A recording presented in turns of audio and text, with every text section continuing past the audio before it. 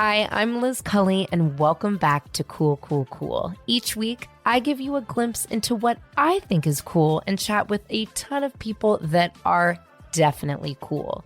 No topic is off bounds unless, I guess, it's not cool. Welcome to Cool, Cool, Cool. I am so excited to have you here today, Katie. I'm so excited to be here. Thank you for having me. I was saying this before we started recording. I always think to myself, how do I meet these people that I feel like I've known for a million years? And I guess I was stalking you on the internet. And now here we are. Well, I have to sing your praises for a minute because you saw when I posted on Instagram that I was starting a podcast, and you were so gracious and sweet. No, but seriously, women supporting women does not happen enough, and it doesn't happen like it should. And I am the biggest proponent of that. And when you reached out and you were like, call me, like, I have advice, like, I was all in, and you were so gracious and sweet. And I just have to say thank you so much. And then I saw you out. At Martime's Do. Yes. And that was right. I was like, oh my God, the hi. Do Skin. Yeah. I was like, the Do Skin party. It's me. No, you ran up and gave me the biggest hug. And I was like, oh my God, like, you're so sweet. Well, so you're very kind. I appreciate that. It's my pleasure to do it. I feel like there's a lot of gatekeeping. Yeah. And I think that it can financially impact people to gatekeep. And I just am not down for that at all. And I love your content. You are the thrifter of the century. I'm the thrift queen. I love it. How did you start? Because I want to get into your podcast because it's the best concept ever. Thank you. But how did you get into thrifting and making all these real? I mean, really? We were talking about Instagrams being saved. I have so many of your Instagrams saved because I'm like, wait, where did Katie go again? Let me go here. So appreciate that. But how did you get started into thrifting like this? I come by it very honestly. I've been doing it since I was a baby. Literally, my parents are avid thrifters. At 80 years old, they still go thrifting. Love it. Like, I come from hoarders. They're not dirty hoarders, but they are maximalists. My mom's like, I was a maximalist before it was cool. I'm like, yeah, you really were. So they have been dragging me. And when I was younger, I hated it. Like, they dragged me to yard sales, and I'm like, I don't want any of this stuff. Like, my friends all had these builder grade homes that I was like so jealous of. Now I'm like, gross. So when gross. I was young, we grew up in, I had a 1930s home. It was filled with antiques, which was a dream. It was a dream. Like, I go back and I appreciate everything. I'm like, oh my God, Mom, like, where did you get this piece? And tell me about it. Like, now I care. But back then I'm like, ew, this stuff's all old and gross. And like, you're dragging me around to this stuff. So I come by it honestly. I think I fell into my own love for it when I first moved to LA, like 22 years ago. I went to the Melrose Trading Post, as we all did, and bought, antiques and vintage pieces there, and vintage clothing was so cool. And I kind of just really kept doing it forever, furnishing my home that way. It's cheaper, it's better quality. And I started doing it on Instagram when Reels became popular and people were into it. They were like, yeah, we want to go with you. We want to see where you're going. We want to go there too and find all the good stuff. And were you in fashion or styling or anything before, or you're just this fashionable? I have always loved fashion. I've always loved styling, decor. Like, I wasn't in it. No, like, I actually I'm a psych major. I did some theater in college. I wanted to do acting and singing when I moved out here. Not so much with fashion, but it's just, it's a passion. Anything creative, I'm drawn to. Like, that's where my love lies. I used to think it was exclusively with music because that's what I was pursuing. And I thought, if I can't be a successful musician, like, I'm dead. Like, there's nothing else for me. I don't want anything else. But as soon as I found decor and the love of it, I realized, like, oh, it's not actually about the music. It was the writing for me. It was the passion for me. It was the creative aspect of it. And that's what made me fall in love with decor just as much. I'm like, I just get to be creative, and that's freeing, and that's fun, and that's what I love. Well, and you do a lot of DIY. You just redid your bedroom, which I was very invested in. I'm like, ooh, what color is she going to do? How does your husband, is he down for you constantly changing? No.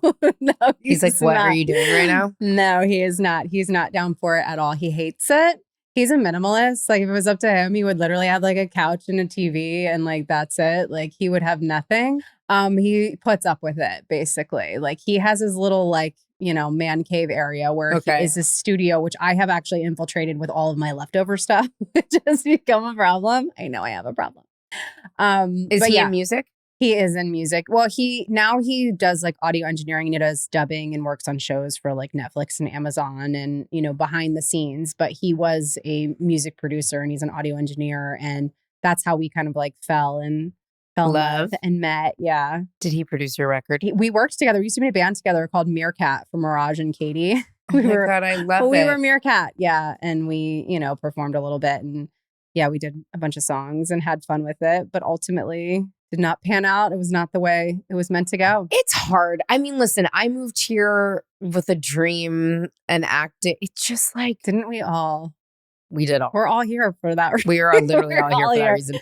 But it's different because I think we romanticize, especially music back then, because the music industry is actually, I mean, it's the worst. It's terrible. No one actually makes any money at all. The only person that I know, I mean, I do know a lot of very well-known musicians, sure, very at the top. But in terms of like consistent people working, making money, really, I would say it's only in songwriting. Yeah. And or similar to your husband, they've gone on to work in TV and film from an engineering perspective. Yep. And like, those are the only people that can really make it as a musician. Yeah, there's no money in it, especially now with streaming. Like there's no money in it. It's just completely tanked. It's a different beast. Yeah. It's sad. It devastates me. I mean, I started my career in music. I loved it. I mean, even at the label level, like none of those. I want to hear your stuff too. I really do. Who, me singing? Yeah, oh, I boy. do. It's somewhere on the internet. I'm going to find it. Oh, God. I'm going to stock it up. But even people that work at the labels, like they're not making any money anymore. They're really not. It's just not the same. It's not. Yeah. It's really sad. I mean, that could be like an entire podcast about how sad things have gone. And even the gigging is really hard. It's just, yeah. I mean, it breaks my heart because music is a huge part of humanity and how we learn and how we emote and how we... It's the soul. It really is. Yeah. It's really I feel crazy. Very strongly about music. Even with my pairings and my reels and everything else, like everything is so thoughtful to me. Like music is everything. It really is. New music is interesting though. I keep trying to go, I mean, we're really taking this podcast at another level. Welcome to the ADHD brain of mine. I have ADHD as well. So there you go. There you go. But I try to listen to New Music Fridays. And let me tell you, it is not as exciting as when I used to go on Tuesdays, because that's when albums used to come out. Yeah. And go to like Amoeba and sit and buy a new record. Like, I'm just like, what the heck? But I'm very into like Latinx, like as a genre. Mm-hmm. That's really where I'm finding a lot of fun. Okay. Young Miko, I'm in love with you. Which feels very Predator because she's really young. She's a lesbian, but she's so cute. And she's such a good rapper. But she's, I think, 23 or 24, but looks about 15. But she's super hot. And I'm like, I feel like a Predator. But whatever. We're rather here nor there. What are you gonna do? Yeah, I think what I also really like about your content is the music and the style of it all and the way that you are so direct and clear. It doesn't feel gimmicky. Yeah, it's not. Well, it's you, which is great, but it doesn't feel, I think it's hard with a lot of creators is that they can fall into the trap of trending music which helps. Right. I know I do try to use trending when I can because it does help, but some of it is it's garbaggio. Bad. It's garbage. It is. I mean, if it was me, I'm going to sync it real low in the background because it's just going to help my algorithm push it. But it's, I mean, if I hate it, I'm like, I can't do it. There's been a lot of trends and things with trending audio that I just can't get behind. No, neither can I. I can't represent myself with this. It's so bad. When you started to do the reels with thrifting, was it literally just for fun? Or were you thinking, okay, I can really make this a niche. I can make money at this? This could be a career for me. Or were you just like, I love to thrift. Let me just make a reel? Yeah, no, I definitely wasn't thinking of it in those terms. And I still don't, because my bread and butter is from advertising. It's not from my from my thrifting reels. But that is what brings a lot of people to my page. But I definitely didn't think of it in those terms at all. It was just something that is so fun for me and that I love to do. And let me just get out here and share it with the world, and also not gatekeep, because so many people do. And I have friends still, they'll go with me on these trips and be like, okay, but don't mention this one, okay? And I'm like, no, I'm gonna mention this one, because why do we only get to know about it? Like, this is a great spot. And I also am very into manifestation. Ooh. And I'm very, like, we have the woo-woo thing in common too. Like, We do. the horoscopes and all of that, and manifestation, I've done it so many times in my life. I absolutely believe in it. And so I don't ever go in with that scarcity lack mindset that if I tell them, then there's going to be nothing left for me. Because that's the same mindset of how people gatekeep with women and female friendships, and with, which I hate.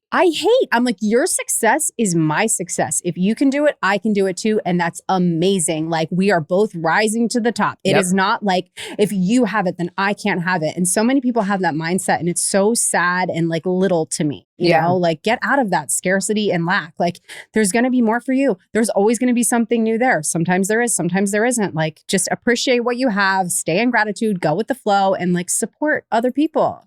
Well, and that's why I like in podcasting pod swaps, I kind of joked. I was like, 2024 pod swaps only. But really, truly, I believe that. Yes, you can be the first guest on our oh my God, pod, because I'd love to. And I wasn't fishing. No, but we've never had a guest, because we don't have guests. We just do like the format where we like tell embarrassing which stories. We talked about, which I was but like, you can great. I'd love to. My whole life is an embarrassing story. But I believe in that. I mean, and recently I interacted with someone that was a little gatekeepery, and I was like, girl, we all like got to help each other. Yeah. And I love introducing exciting, nice, fun, cool people. So I do love that you don't gatekeep with the thrifting. And, the estate sales stuff is a whole, I mean, there's that app, estatesales.net. Yeah. Girl. Which Trisha started from Pop Up really? Home. She started that. Yeah. Wow. Yeah. That is crazy? such an overwhelming app.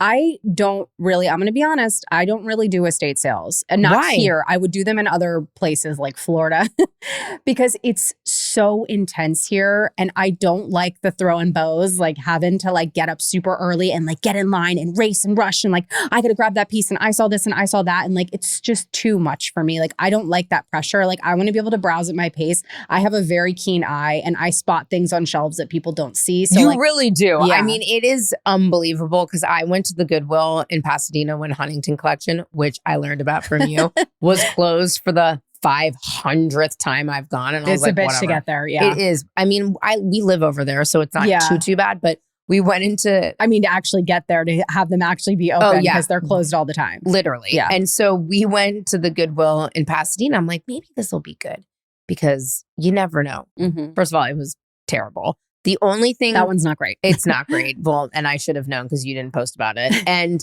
it wasn't great, but I agree. It's like the estate sale thing here in LA is so bananas. It's bananas. And there's that one Instagram that does a lot of the estate sales that I can't remember. I see her on TikTok all the time. Yeah. Oh, well then. Yeah. Once it goes on TikTok. She's always going. And I'm just like, the second she reports about it, because they're giving her the heads up and she's going early. Got it. And then I'm like, it's too a late. wrap. Like, no, I can't. I know. I tried to go to one that looked incredible in Los Feliz. And I mean, I got there at 9 a.m. and the line was around the block. Yeah. And I was just like, I don't care enough. I'm like, skirt, I'm turning right around. Well, and they're quite expensive, actually. Now, if they're good stuff, people get hip to it. They are. Yeah. They're very expensive. And just the whole competing with people for it, I don't like that. I don't like that people are pushing and shoving and like, racing to get to something. That just gives me anxiety and stress. I'm like, I want to take my time and walk around the store with no one like looking over my shoulder,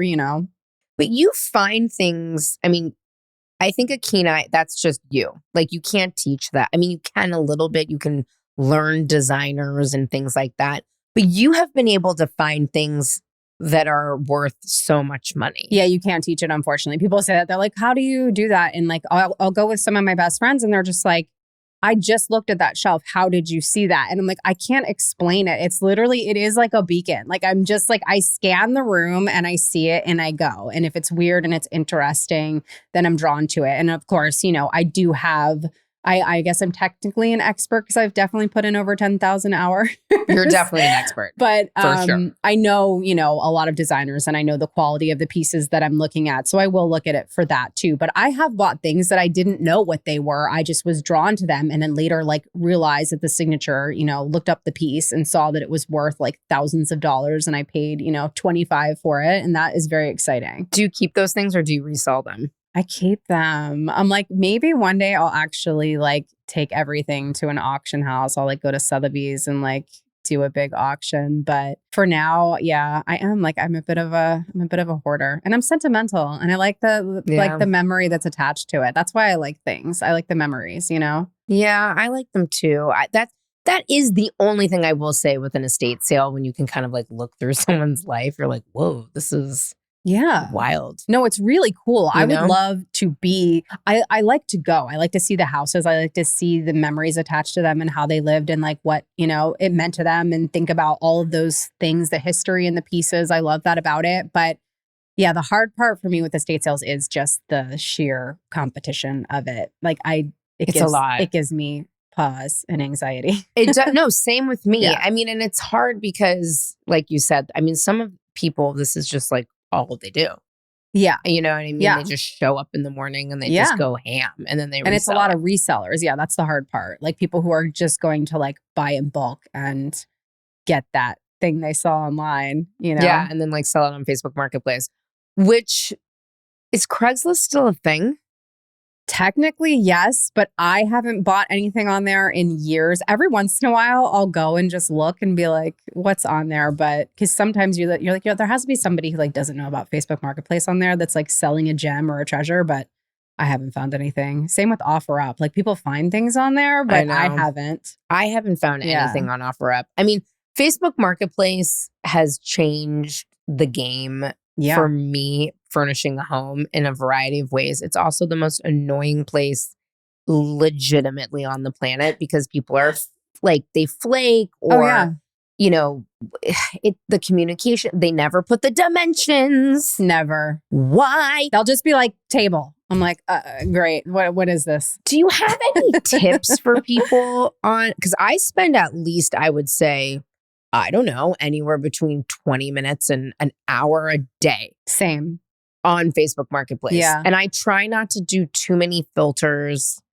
Yeah. So tips for finding good stuff. Like what are the tips? So definitely be very vague with it. Don't be specific. Like if you're looking for a particular designer, do not list that designer because that person knows what they have. So you know that you're going to be paying the price of it. So like, for example, I have these Louis Theroux inspired spiral chairs. Like you wouldn't post that. You would post spiral chair or circular chair or, shell chair, like all these different things. Like think about what the object looks like to somebody who doesn't know what they have. Like that's what I always try to do is come from that mindset. That's a really good tip. Yeah. I try to come from that mindset of it of like, what would someone think? Corkscrew chair. Like what would someone think if they saw this? Like what would it look like to them? How would they describe it? Like how would they list it? Or just go super basic and literally put chair. It's a lot more time and effort. But you would be shocked with what comes up because people don't know what they have. They're like, oh, this was like the circular shelf, which I'm actually selling now, but which I bought at the time. They did not know what they had. And they were like, I can't believe this many people want this thing. This was my aunt's and it's so old. And I'm like, yeah, it is. Yeah. And they do. Babe, they want it. Yeah. So there's people who sell off things from relatives that they were gifted or handed down. And they're like, it doesn't fit my style. I don't want it anymore. They think it's garbage and they have no idea what they have and they just like list it and they're trying to get rid of it. So I've been looking for nightstands and I just, expand your search. That's another big one. Oh, be willing to drive. So I have expanded my search to go all the way to like San Diego, but I find incredible things. So I'm like, I will make a 2-hour drive. I will go. Yeah. I just went to Santa Barbara. I found the table and chairs of my dreams. Oh yeah. And they're beautiful. That. Yeah. Found this incredible shelf because I expanded my search and I went to Laguna for it. So it's worth it. It's worth it to expand your search. What did you put in for that table and chairs? Was it just literally table and chairs? I didn't. So this is what's so crazy. I sold my old table that day. Okay. Sold it. And I said to the guy, he's like, well, he knew me from Instagram. And he's like, what are you going to replace it with? And I was like, I don't know, but I believe in manifestation. And I believe if I sell it, the right thing will come. And he was like, oh, that's great. I love that. So I go to Laguna to buy a shelf that I found on there, this incredible, like detailed, like wavy wooden shelf. It's so cool. I haven't posted it yet because it's not up yet. So I go there and I walk in the door and there is the perfect size table and chairs, exactly what I wanted. Like couldn't have envisioned like a better table and chairs myself. 1940s French, like carved legs, stunning. And I walk in the door and it's there and I'm like, is this for sale? And he was like, yeah, I just put it out. It's not even like listed yet. And he gave me an insane deal on it. Like, oh, this is the store that you posted. This is the I need store. To go down to that Limbo guy. Decor. Yeah. His name's James. Shout out James. What's up? Shout out James, Limbo Decor. He has the best taste, the coolest stuff, and he's in Laguna. So you got to expand that search. Yeah. I expanded the search recently and I noticed that in like Redland area, they've got some good stuff. That's really far, right? Isn't it like 4 hours? No, it's on the way to Palm Springs. It's like 2 hours. I have seen that pop up, but I think because I'm like up in the mountains there, like I'm already like further up. Mine doesn't go that far. Yeah, it goes the other direction. Yeah, it's tricky, but that's a really good shout to expand your search, especially out of LA, because people just charge so like too much. Way too much. I love going to Covina to thrift. I love going to Canoga Park to thrift, like out expanding yourself out Whittier, like King Richards and Whittier is amazing. Oh, we should go there. Oh, let's go. It's really fun. I will also tell you that the best California chicken cafe that I have ever been to, and I frequent them all, is in Canoga Park. So if you find yourself there, those are hard to find now. It is. They've closed down like everywhere. I love that best. place. Oh, I'm a sociopath, and I'm on Instagram with California Chicken Cafe begging them to come to Glendale. Like, I love that. Begging. I'm like, Erewhon's coming, please. You've got to come here. The Caesar wrap. Pita chips on the salad. I know. The pita chips in the Caesar wrap, guys. I mean, I might even have to go and get one after this. I'm like craving one. Do you think that you would ever put out music just for yourself now? Maybe, possibly. Like we were kind of like working on it just for fun, but because you have it in-house. We have a studio. Yeah, we have like the in-house studio there, but we haven't made anything together in years. Like I haven't had the time, and I'm not dying for it like I used to. Like it used to be like my everything. Like I seriously was like lived, died, breathed, bled music. Like it was my soul. Yeah. Oh my God. It was look my at soul. that mic. Look at this massive mic. This is actually a cover up from a tattoo I had with my ex-husband. I'm dead for you. That must have been a big tattoo because that's a cover up. It was here. Yeah. So it's kind of faded now because I've had this for a long time. But yeah, it was like, that was it. Like music or bust. But now, I don't feel that same urge towards it. I love music, but it's more, just like fun singing in my car, like the joy that I always had for it. It's not like, I don't feel the need to profit off of it or to define my success by it like I used to, Yeah, it's funny. My wife always says to me, she's like, you don't have to make money off of all of your joys. Yeah. Good thing I started a podcast because you don't make money with these. Just kidding. But you don't at all, actually. But yet. But she was right. I mean, I think sometimes you have to just do things for the fun of it. That's why I asked about when you had started doing the reels. And you say that you make money from advertising. Is that meaning like on your Instagram? Just as an influencer. I hate that word. I always use content creation, which a lot of people hate too. But like influencers I never set out to be an influencer. I never set out to make money from any of this. Like we bought our home in 2017. I started very organically posting pictures of it online. It kind of took off. Like, you remember when hashtags were really big and like hashtag groups and all of that. Yeah. So Stellar Spaces was a hashtag group at the time. I ended up joining their hashtag group, but it's basically where like a group of people have a hashtag and each week they like promote a different home or whatever. So they promoted me and I got like thousands of new followers and it kind of just remember when that used to happen? Yes. It and never happens anymore. No, one picture would get like 10,000 likes and now like you're like, oh, I got 200. Cool. So it's crazy. It's insane. But that's kind of how it like spiraled and took off very organically. And then I was like, oh, this is so fun. And then brands started reaching out to me. Can we send you stuff, this and that? And it all started off very free and like, me getting like candles and like watches and stuff like that and posting it. And then it really became a business. I have a manager now since early 2021. And It's my full-time job. I worked in restaurants forever. But not like the weird TikTok cult manager. No, I don't, even though they're in Summit. I know that. I also think that there might be They a are. TikTok house up the street from me. I went on a walk the other day and just the vibe. This kid went into the house and I looked up on the balcony and they had tons of cameras and, bounce lights and and I was like, is this a TikTok house? Is it a TikTok house? It might be. It might be. That was so sad. That was a while. The whole thing is insane. Allegedly. Allegedly insane. I mean, I was like dying. Yeah, they're in Sunland. I know. Isn't that crazy? It is so crazy. Yeah. So what's the most exciting partnership that you've done so far? I mean, Toyota was a big one. I've done a few with them. I'm about to do another one with them. Oh, that's actually cool. Yeah, that was a really fun one. I've worked with them several times. I work with Apartment Therapy a lot, HGTV. What's your favorite HGTV show? I watch so much of it. See, now you're gonna put me on the spot and I'm gonna be like, I don't. Okay, fine. I'll say mine. I don't watch a lot of it. Really? Oh my God. All I do is watch it. I'll tell you what I like. Okay. I like the show with the real, actually, I've got to book that guy on this show. He goes and finds houses for people who just won the lottery. Oh, I love that. That's so insane. Cool. Also, unfortunately, I had a psychic on this show and she said I will not be winning the lottery, which is okay. really... I listened to that episode. Fascinating, but I disagree with her on that things don't happen for a reason because I think was that very was a point controversial. Of contention. Yeah, I was like, I don't agree with that. I think everything does happen for a reason, like whether we see it in the moment or not. And yes, people are hasty and make bad decisions and don't think in the moment. But for me, I'm like, that was all part of the plan. You had that free will and you made that choice. Like all of my choices have led me to different paths. I went to a psychic. Okay, sorry. This is the ADHD brain. And I'm so sorry. Yeah, I'm like, I'm so sorry if I'm going off on the crazy tangent. But there was this psychic that was 100% legit. His name was Tom Sexton, Tom and Janet Sexton. I think they're in Northridge or near there. He's since passed away.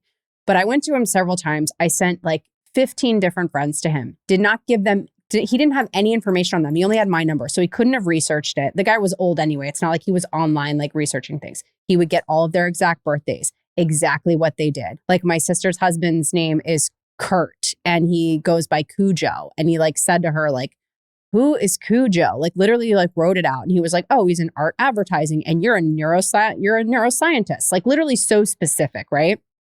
He told me that I was going to win all of these Grammys and I was going to be super successful as a singer without knowing anything about my music background, like all this stuff, right?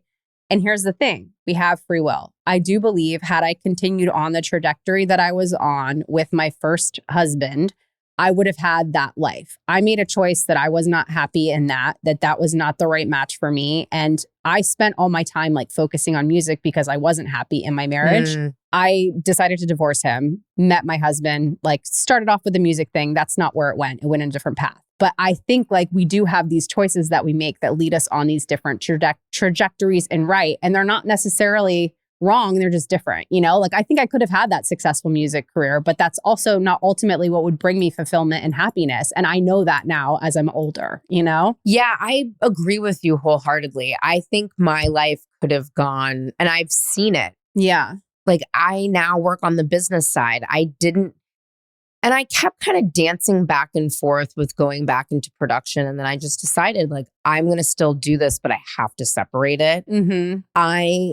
Yeah, I agree. I mean, I'm in a life decision right now where I could go one or two ways and I'm trying to go one way, but I don't have to. Yeah. So I think there's that free will element, but I do think everything happens for a reason. Yeah, because I truly believe that like, even though I didn't get at that time what I thought was my biggest dream and purpose and be all and end all, I got so much more that was better for me, and my life is way more fulfilling now than it ever would have been. I would have been a Britney Spears, like shaving my head and being like a complete psycho. I would have been, I probably would have, continued on the drunken path and had like a really different trajectory, So I think things happen for our protection too, that we don't always see while we're in it, until we're further expanded and can see like, oh, okay, like that would have been that choice, but that wouldn't have been the healthiest choice for me or the happiest choice for me. And that's what matters, you know? Did he get anything else right that maybe had nothing to do with that track? Yes. So he told me that I was going to have a son, and he told me, and this was when I was with my ex-husband, you know, so who I did not have any kids with and was not meant to have kids with. But he told me I was going to have a son. He said that he saw him riding a blue horse, which is so specific. Okay.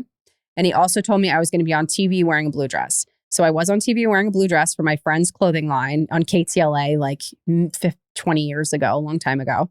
And then my son, I have this video of him. It's so crazy. So someone bought him this like bouncy blue horse, you know, that the kids like bounce around on. And like, I saw that video and I was like, oh my God, like so crazy. It just totally so crazy. hit me. Yeah. But this guy passed away. I would have sent you to him because the things that he told this one girl she was going to get breast cancer. This was my friend's friend that went there, that she was going to get breast cancer. She was going to be fine. She was going to get through it. She got diagnosed like the next week. He told this other girl, like, do not buy that pet shop that you're thinking about. It is in disarray. Like the building is falling down. She hadn't told a soul she was thinking about buying this pet shop. Like the guy was dead also like, don't on. buy a pet shop. But yes, Right? that's crazy. Yeah, it was really bonkers. I really do. I know so many people have reached out like, I don't know. I don't think psychics. I'm like, listen. A lot of them are fakes. A lot of them are fakes, but there are people who are in tune. I think we can all be in tune. Yeah. But we're not, you know, like if you spend the level of time that it takes to get in that tune, you know, in tune, like you can be. But yeah, I mean, how can you not believe that there are people that nothing is bigger than this? You know what I mean? Like that's the thing. It's like, that's so small minded to think like this is all there is. And it's also really sad. It's super sad. Well, also, I mean, we could really go on a tangent, but I mean, it's crazy to me that people don't think other universes exist with this. How? Because it scientifically would just make sense. It makes sense. It's impossible that there's not. And it's, like there has to be life on other planets. It might not be human life, but we can talk about ghosts. We can talk about aliens. I'll talk about ghosts. I believe in ghosts. I don't know about aliens. I just think there's life on other planets. But that's the thing. And I also love the theory too that people have that aliens are actually like humans that have, you know, time traveled like in the future, like, and are coming back to like visit us. And they, you know, have longer fingers because of us being on our computers and bigger eyes because of us being on our computers. And like, they are just like future evolved humans. I think that's so fascinating. Whoa. It's possible, you know, like we made it to the other planets, right? Right. But there has to be other life out there. There's no way there's not. But is there another HGTV? Is there another like the parallel universes thing? That is like really trippy. Yeah. Well, this all came about because I said that I wasn't going to be a mega millionaire winner, but that's rather here nor there. I love also House Hunters on HGTV. Okay. I will say this. I get very frustrated with, so I've had HGTV approach me. I've had Magnolia Network approach me. And I've said it on this show and I will say it now. We have passed for a variety of reasons. And the top reasons are one, production destroys your house. Oof. It's just the nature of it. Yeah. If you have 50 people in your house, like someone's going to break something. I've had stuff broken plenty of times. I bet. Yeah. Two, you have to pay for those renovations. Like none of them have been completely free. Most of them have been like... They used to be though, right? They used to, and now they're not anymore. Yeah. Now, they'll say, okay, you need your kitchen redone. That's always, I need my fucking kitchen redone.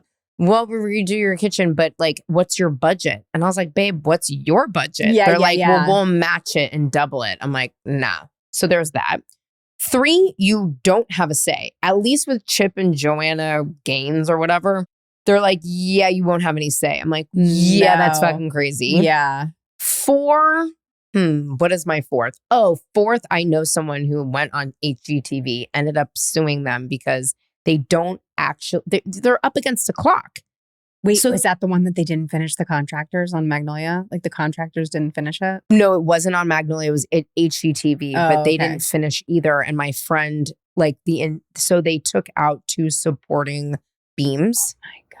Like load bearing beams that, because they don't know what they're doing. They're like making a TV set and her entire roof caved in. And they didn't pay for it or fix it? No, they did. I mean, they sued them. Yeah, but I mean, they didn't, like they had to sue them is crazy. Yeah. They didn't just fix it. No, I mean, they destroyed, it. and that was a beautiful, massive old Victorian in Detroit. Like, it was nightmare. So that's why I've always said no. But it's a bummer because one, I'd be great on television. Two, Yeah, you would. My house is sick. So I'm like, please redo this. But do you ever, I mean, you would be great on HGTV. I know you've been on it, but like, what is your vibe about those redo shows? Like, do you think? I mean, none of those are my vibe, really. You know what I mean? Like, they're really playing it safe in a lot of ways. And yeah, it's a lot of farmhousey and a lot of like all whites and neutrals. And like, they have gray floors. Gray floors. They have to like somewhat play it safe. So like, that's not something that I would ever do, you know? Like There's one maximalist show on Magnolia and I just started watching it. My friend's Natalie's The Art of Design. Is she the one who paints everything electric pink? And she lives with her husband, and her husband's a contractor. No. And her dad is. I just started watching it. I don't know the name. Rachel won't watch it because she doesn't like their voices. Yeah. But she's crazy. Or no, hers is Artfully Designed. Sorry. The Art of Design was a different one. No, Artfully it's Designed. not that one. It's another one. But that's the only one that I've found interesting at all. But I think you're right. They're playing it so safe. It kills me. Yeah. So I would like to see more interest and color come there. Like I think a lot of people would. Yeah. I'm in the process, of redoing my kitchen now, which is crazy. And what does that look like? Do you work with partners to do it or Yes. Okay. So I work with partners. I'm getting paint from the UK from Graham and Brown, and I haven't used their paint before, but it's beautiful. And I saw this color. It's called 1946. It's like a greenish blue. It's stunning. And so that's what I'm redoing for my cabinets and my back walls. I'm going to do a gallery wall instead. I'm doing floral wallpaper on the ceiling, which I've never done ceiling wallpaper. But from where? From Photo Wall Sweden. I like their wallpapers a lot. They have pretty wallpaper. And I'm just like, I'm delusional. I have a healthy amount of delusion of like, I can do it. It's fine. I'll just figure it out. And I do. I figure it out. But like, you have a contractor though. I don't work. No, when I do redo my stuff, I do it myself. Like that's insane. It is insane. Yeah. Wow. That is crazy. But I'm gonna do it. I did it before. I just, you're painting cabinets. It's superficial things. I'm not knocking down walls. I mean, we're getting so in the weeds here, but don't you have to like sand them before you paint them? Yeah. And you're just like, whatever you're sanding in them. Oh, yeah. It's not bad. It's not hard. That part's not hard. I've done it before. So I like redid our kitchen before and the sanding it's not too bad. I take them outside. Rachel, I hope you're listening to this, which she's not. But I mean, we don't have the money to redo the kitchen. So I'm like, we should just sand these because I have beautiful old. So the guy who lived in our house before, he did the kitchen himself, but we have a whole woodworking shop in our garage that you have to come over. That's amazing. It's wild. Honestly, the kitchen's not that bad to redo if you're doing superficial things. Like I'm doing wraps on the countertop. So the countertop is like the hardest part. If you have to rip all that out, we're not doing that. We have hideous granite countertops. They're so ugly, but we just do that like marble contact paper. It does hold up decently and it's affordable and it like just changes the look of the top of it. And then you just paint the cabinets. Like it's not bad. It's really not. Yeah, I've got a lot of 1970s tile everywhere that makes me want to die because it's gross, because it's grout everywhere. To make a hard pivot, we talked at the beginning of this about your podcast, Be Red. Yes. Which is hilarious. Thank you. I love it. Tell me what the most consistent, embarrassing story that people submit is. Pooping your pants. I knew it. We're a poop cast. We say it all the time. We're a poop cast because people just shit themselves all the time. People shit themselves all the time. And who tires of hearing shit stories? Not me. I'll hear a shit story all day long. It is so entertaining to me. Wow. Like I had the idea like, okay, like I listen to a lot of true crime and I love true crime podcasts. And I was like, what's something that is very humanizing in all of us? And it's embarrassing stories. And it's like a bit of gossip, a bit of being that fly on the wall of hearing those like really vulnerable moments that connect us all. And I'm like, who doesn't want to hear about that? Who doesn't want to hear people tell their embarrassing stories? So people write into us and they share their stories and we do the blind format. So my co-host, Mary Kate, like she doesn't know what I'm going to say. I don't know what she's going to say. And we each tell 4 stories like back and forth. And so we're blindly reacting and having fun with it. We have like such a great rapport and we both love to laugh and are silly and fun. And it's a great podcast. We're just telling ridiculous stories. The pooping is unfortunate. I mean, I feel like And I was thinking about this yesterday. I'm like, what is my most embarrassing story? And I'm like, do I even really get embarrassed? I've never shit myself publicly. So that has never happened.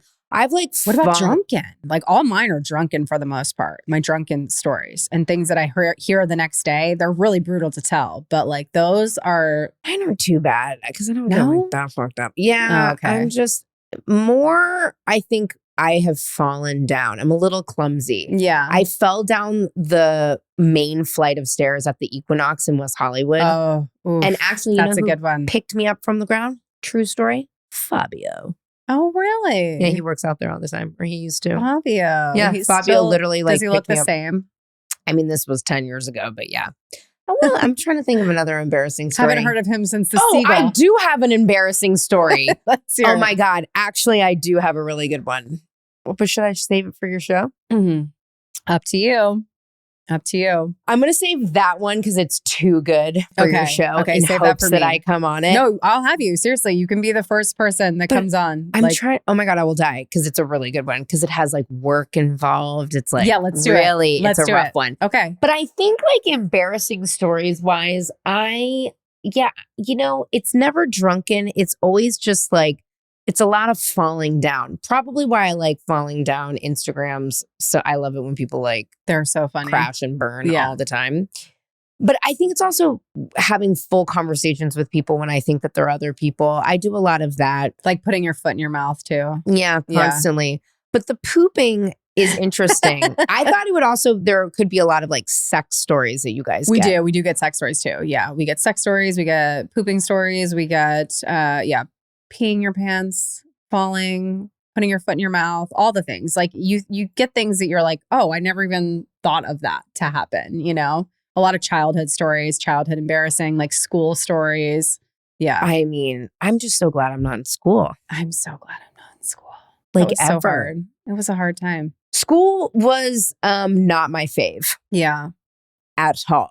Like I think about, I was actually talking about this with Kelly Catrone last night about school and just about the Real Housewives and why I am having a hard time watching that show now because the dynamic between the women is very similar to high school bullying. And I'm like, I don't get it. I don't know why this franchise has turned this way, but hasn't it always been that way? I never watched that show. I'm going to be honest, like because of that reason, the cattiness and just the like, yeah. It's just not, it's definitely changed for the worse. It's rough. Like everyone's trying to get each other fired and shit. I don't know. I'm like, no. But I'm sure a lot of those people have a lot of embarrassing stories. So maybe we can get some Bravo folks on there for you. Have some. What's been the most rewarding thing for you, not only starting the podcast, but being a content creator, like as of recently? What has been really rewarding in all of this? I mean, I do really love working for myself. Like I worked in restaurants forever, as I said. I've worked in escrow. I've worked in casting. Escrow is the most stressful thing ever. It is the worst. Dude, that's wild. What did you do in escrow? I was an escrow officer. That's crazy. Like you're the person that came over with all the papers and you have to sign them? I worked there for 4 years and I never intended on it. A lot of the things that have happened to me in my life, I've like fallen into, you know? I was doing music. And so I'm like, I just need a day job and I'll just be like a secretary here. And they were like, oh, you're smart. We'll move you up like very quickly. So I became an assistant and then I became an officer. And like, I ended up quitting in 2007 because my boss said to me, she'd been there for 20 years and she was like, Katie, get out. She was like, I was just like you. I said, I was just going to do this for a few years. It's been 20 years. This is my whole life. It is the worst. Like, get out. And it really like hit me. And I was like, you're right. Like I'm sucked into this. I don't see a way out. The pay was so good. And I was like, I have to just quit. And so I quit and I didn't. My escrow lady was so nuts. She sounded like she gargled cigarettes. She was down in the South Bay. She probably did. They're miserable. Oh my God. She was hilarious. And it was just, yeah, she was crazy. And she had some guy come. Escrow, like buying a house, dealing with all that is so stressful. It is the most stressful thing. I've had a kid and it's more stressful than that. Like buying a house is the most stressful thing of your life. Like it is so. I've had a kid.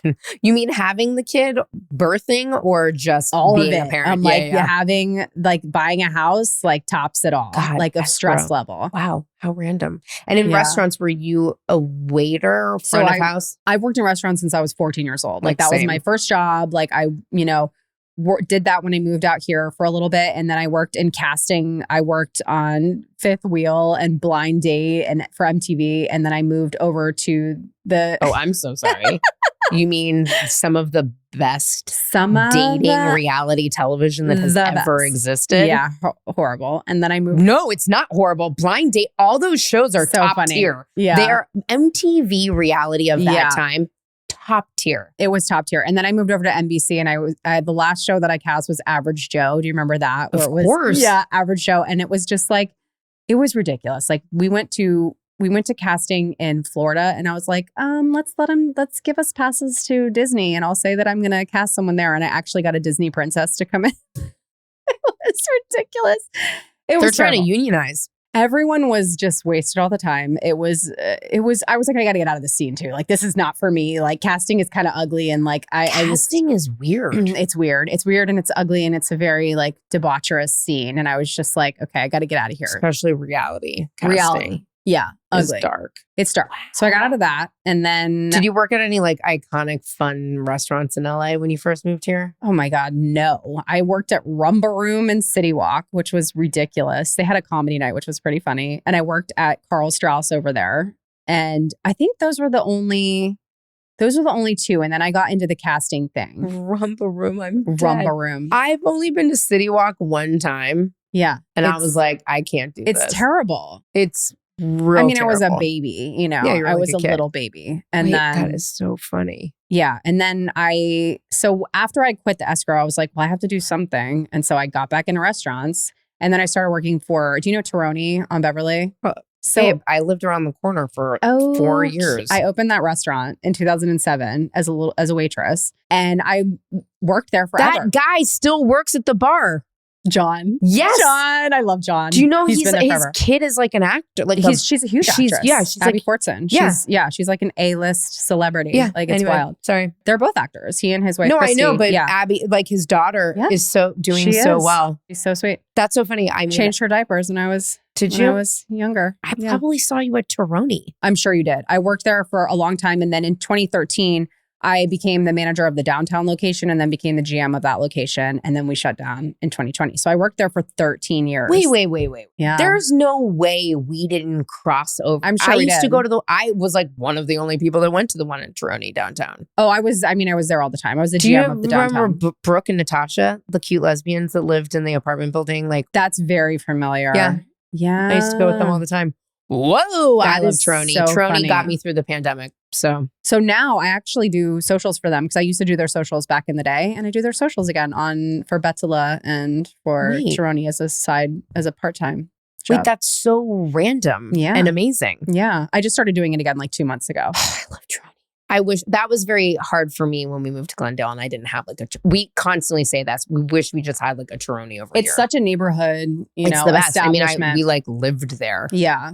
And I have so much love. They're like family to me, Consistent, great food. And they have that new restaurant now too. Bettula on Larchmont. It's so good. I haven't been yet. It is so good. And they have a different menu too. They have some of the same menu items, but they have a ton of new stuff too. It's really good. So really working for yourself has been empowering and what you've done. Yeah. It's what I like always really wanted to do, but I was too scared to do. So it's scary to work for yourself. It's terrifying. So I was basically backed into it because when the downtown location closed, like that was that. And I was like, what am I doing now? But I had also built up this side career that was taking up just as much time. I was working just nonstop, basically. So I was like, okay, sink or swim. I'm going to do this full time. And I got management and was able to make it into a full-time career, which I was really excited about. And I love having the freedom, with my son to have more time and to make my own schedule and do things, on my time is really awesome. How would you love to take what you're doing? Like, what is the next iteration of it? Or is this like, you feel good what you're doing now on Instagram? Or would you like to take it somewhere else? Or I mean, for a long time, it was a show for me. And I wanted to do a thrifting show. I was in talks with so many people about a thrifting show. I can't imagine you weren't. It, was gonna happen so many times and didn't. I don't feel that pull as much anymore. Now it's the podcast. I love the podcast so much. I'm having so much fun. I get to sit with my best friend and laugh my ass off. Like, what's better than that? And to bring levity to other people's days, to like just tell embarrassing stories and make people laugh. I'm like, this is what I want to do now. Like, this is what is bringing me joy. But a lot of things bring me joy, and you can embrace all of them, you know, like, and I'm not looking at it like it needs to be the be all end all. It's just something fun that I'm doing, and I hope something exciting comes out of it, but I'm not attached to that either. You know, like, not being attached to the outcome is the hardest thing with anything, but it's the best way to live. The happiest way to live is just to find the joy in the like mundane and in the moments of every day, and just be grateful for what you have and where you are, and also like push towards something bigger too, you know, at the same time. But you're right. I think I often lose, and that's kind of what I was saying previously, where I'm like, my wife's like, you don't have to make money from everything, you know? And it's so true, because it's hard to just sit in the present and be like, this is so fun. Like, who cares? Like, we don't know what will happen. Yeah. But and we don't get to know, and we never get to know. And we just have to like embrace the joy and have fun with it. And if it calls to you, and if it's, you know, leading you to do it, like I talked about doing that podcast like 6-7 years ago, and it was never the right timing. I was working full-time downtown running a restaurant, and then I was full-time doing Instagram on the side. So it was like there was zero time for it. And it was always just like, oh, we got to start that. And I had other friends at work that are like, when are you going to start that podcast? And I was like, I don't know. And like, we had the studio at the house, but like my son was home, my dog was home, like it's not soundproofed, it's a whole thing. And I'm like, how are we going to make this happen? And then last year, I very organically went on another friend's podcast. I agreed to go on her podcast in Monterey Park, and the recording studio was beautiful. And I talked to the producer, and he's like, yeah, you can record here. And I talked to my best friend, and I called her, and she brought it up before I did, which was so crazy. She was like, I've been thinking about our podcast. I've been thinking that I want to like make it happen now. And I was like, are you kidding me? Like, chill bumps, like the timing, everything fell into place. My husband agreed to edit it, which was, you know, huge. And one of my other best friends is an artist. He did the artwork for it, which is really cute. I really like the artwork. It was so cute. He's so really talented. Cute. Robin Watts, shout out. And my husband Miraj did the music as well. So he did our intro music, and yeah, everything just kind of aligned. And I feel like when you're on the right path, that's the way it works. There's not the like huge resistance and the fighting and I need to make it happen and the push and the pull. It's like, if it's meant to be, it kind of just aligns with what you're doing, and it's easy, like going with the flow, you know? See, it's like thrifting. It's meant to be, it'll be there. What do you think the best state to thrift in is? Florida, hands down. Florida. Yeah, what the fuck? Who is that lovely girl that I follow? I'm so bad at this too. She's so nice. She wrote a whole thrifting book. I don't know who that is. She's like, and lovely. I should know who that is. I'll show you afterward. Oh, okay. I'm so sorry. And she has to come on the show, and I hate myself.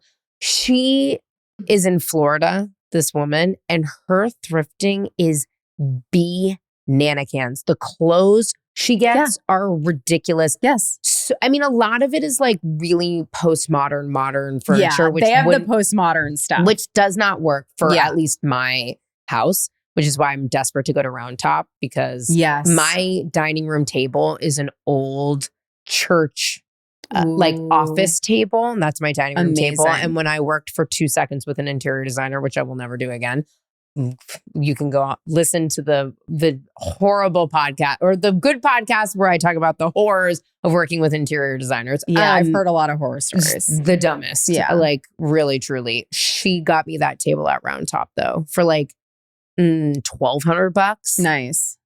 I was like, babe, this is it. Yeah. But I'm dying to go to Round Top. Me too. I've never been. I want to go. Do you have to have a decorator's thing, or can I don't think so. I don't think so. Go. Yeah. I would go. I would love to. And then I found out another good place to thrift is South Carolina. Mm-hmm. Right by Florida. Yep. Yeah. So we just got to go to Florida. Yeah. There's a lot. I mean, Florida's the land of old people. So there's a lot of old people there. And I tried to teach my mom Facebook Marketplace in Florida.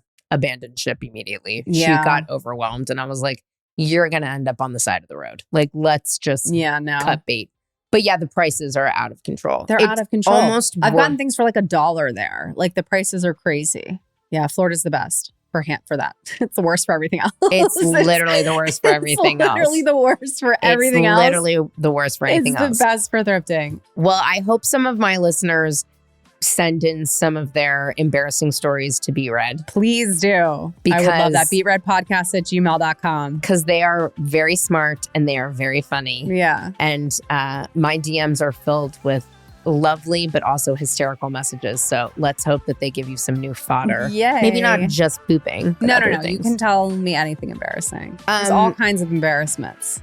Yeah, I've got a good one.